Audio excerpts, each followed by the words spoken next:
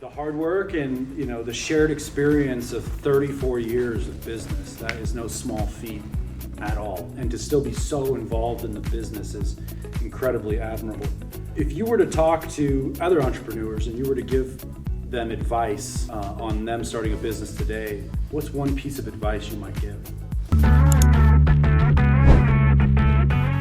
It's a funny thing as you age, one of the most important things in your life is time. When I was a young man, I was easily distracted. Put in time instead of being efficient with time. So the one thing I would encourage anyone that was going to get into a business is set aside your work time and your personal time, and at your work time, be focused on your work time. I think human nature is we like to do the easy stuff, the busy stuff, instead of the hard stuff. Now, when I come into the office, I focus on the hard stuff. If I'm here, I want to be productive. I want to do what's right. And if I want to be social, then I want to be social. It may sound like a simple thing, but time management is probably the biggest thing I could recommend to someone who's truly an entrepreneur and wanting to start a business is don't waste your potential family time being at the office. If you're there, get the job done, be efficient, be productive, write it down, have a plan. Don't just show up and wing it. If you want to be successful, be efficient. Set aside that time, set your expectations, set yourself personal goals. But if you don't need to be in the office, if you don't need to be working on it, then spend that time with your loved ones. Keep that balance because they're going to be with you through this journey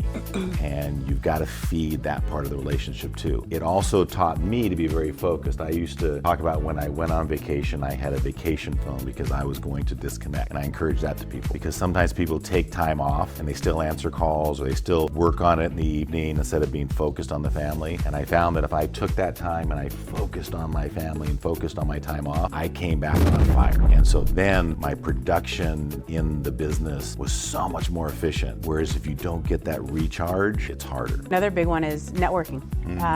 Get a group of like-minded people, bounce ideas off of them. Don't recreate the wheel. Some people might have ways to run business in a better fashion than you can create. Pacific Aire is a product of a ton of networking, decades of networking, bringing back to the table the best of what everyone's offering. Oh, thanks for mentioning that because we are absolutely a product of other great minds. I learned very on.